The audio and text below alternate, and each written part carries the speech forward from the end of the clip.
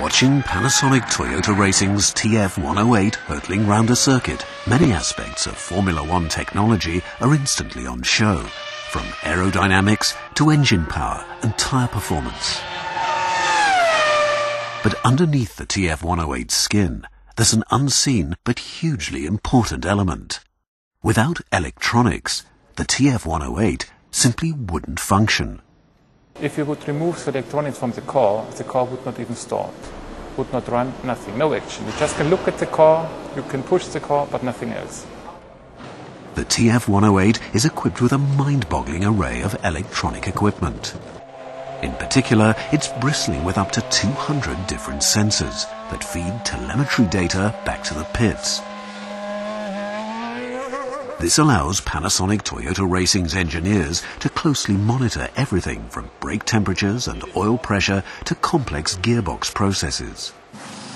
The driver, meanwhile, can control some of the car's electronic systems through his fingertips. The steering wheel is the most important interface for the driver. From the steering wheel he can control nearly everything, especially when there is changing conditions like the weather. From dry to wet, he has to adapt all the settings for the engine, for the differential, for the gear shift. He really can control the car. And this is the only interface he has and the only way he can react. The actual controls are simple enough. The driver can select different maps or settings for different systems, such as gear shifting or engine performance. These are the two switches for engine control. In particular, this one allows the driver to change the engine map. He can go from 1 to 2, 3, and each map corresponds to a different fueling of the engine. Typically, number 1 is a performance fueling map, and yes, then 4 other possible maps where you can save fuel during the lap. Sometimes it's very important to save fuel for delaying a pit stop, for example. The steering wheel has other switches for other maps. Throttle mapping is particularly important when it comes to launching the car from a standstill. Before 2008, the launch start was completely performed by the electronic system. The driver basically just pressed a button and then he was just passenger in the car. He had to do nothing else. Now it's completely changed. The complete launch, he has to control the throttle and the clutch. Before launching the car, the driver selects one of 3 throttle maps. These offer different variations on the way the engine reacts to the driver's foot on the accelerator pedal. These variations might take into account, for example, dry or wet conditions at a given circuit. Back in the Panasonic Toyota Racing factory, the hardware in the loop system gives the electronics department access to a car full of electronics without a TF108 in sight.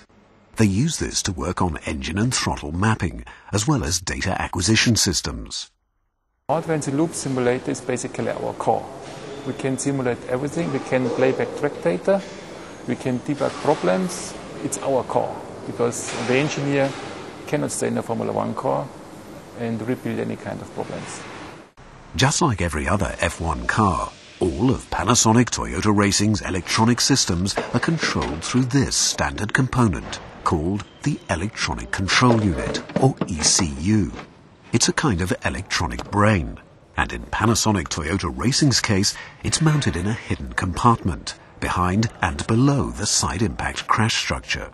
Standard ECUs were only introduced at the beginning of 2008, so it's been a challenge for the team to get used to them. You never stop to learn how an ECU works, because each time you need to check the reaction of your driver, of your car, and to tune all the parameters to do the best job. So definitely, I would say yes, we are still in our learning phase, but the team did an excellent job, and since the beginning of the year, we have been ready to race with. But I would say still a lot of things to learn.